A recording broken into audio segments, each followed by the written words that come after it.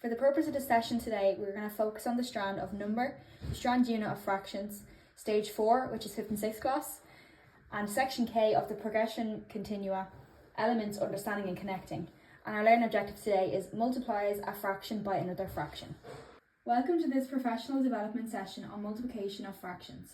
As teachers, we often focus on getting students to memorise procedures, but today we're taking a step back to understand the why behind the process. Our goal is to equip you with a deeper conceptual understanding so that your students don't just perform calculations, but that they truly understand what happens when two fractions are multiplied. To do this, we'll explore two powerful visual models, the area model and the number line model. Both of these will help students see multiplication in a new way. For the purpose of today's session, we will focus on the area model. Many students struggle with fraction multiplication because the intuition from whole numbers doesn't apply. They expect multiplication to always make numbers bigger, and when it doesn't, they get confused. WU 2011 remind us that mathematics is not just about following rules, it's about understanding logical structures. If we only teach students the how, the mechanic steps of following multiplication fractions, top by top and bottom by bottom, they may get the right answer, but they have no real understanding of why it works. But when we take the time to explore visual models, students build intuition that will stay with them far beyond the classroom.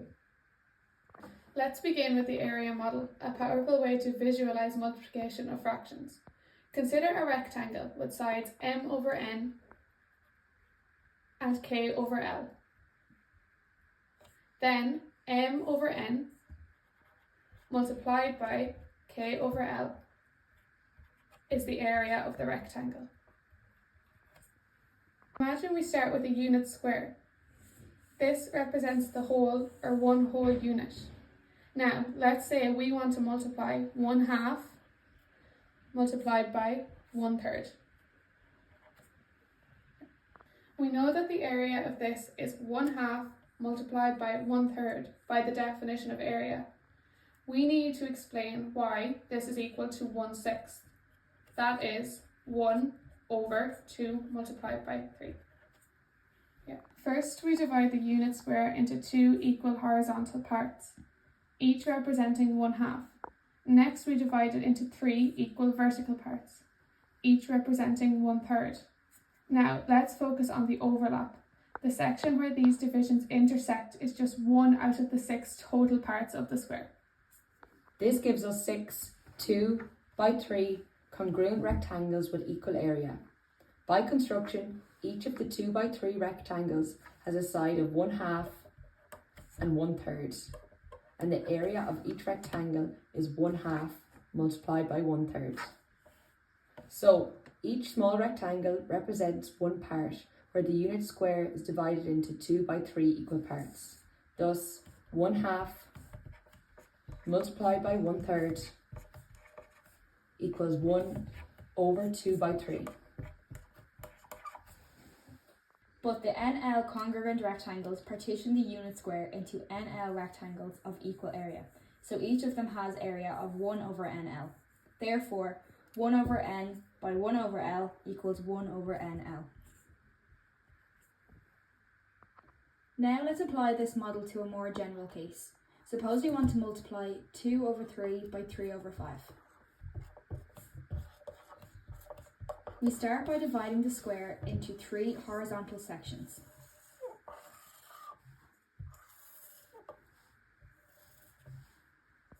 And shading 2 of them. That represents 2 over 3. Then we divide the square into 5 vertical sections.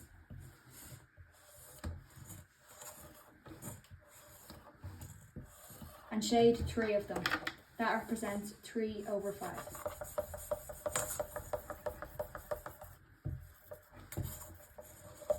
When we look at the overlapping shaded area, we see that it covers 1, 2, 3, 4, 5, 6 out of 15 equal sections.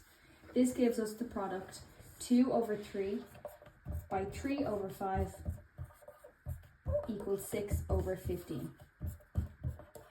This model allows students to clearly see why the standard multiplication rule works. Multiply the numerators, then multiply the denominators. But the key is that they understand the why, not just the how.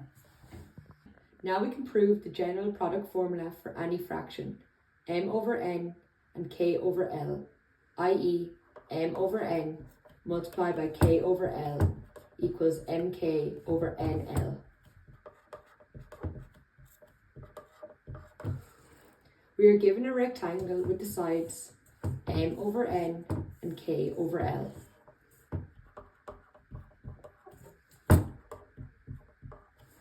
By definition, its area is m over n multiplied by k over l. And we want to show that this is also equal to mk over nl. The side of the length m over n consists of an m concatenated segments of the length 1 over n. And the side of the length k over l consists of k concatenated segments of the length 1 over l.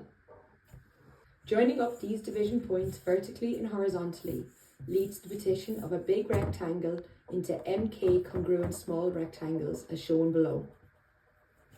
The small rectangle shaded in black has an area of 1 over n by l, which we've already proven.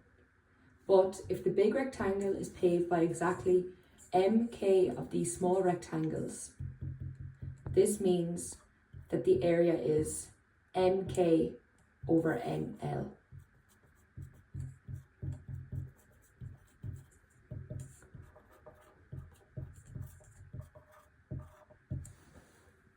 To conclude, using visual models will help students see maths, not just do maths. The use of the area model reinforces why multiplying fractions does not make the number bigger, correcting students' common misconceptions and developing accurate intuition. In the next session, we will focus on the number line model. Thank you for joining this session today.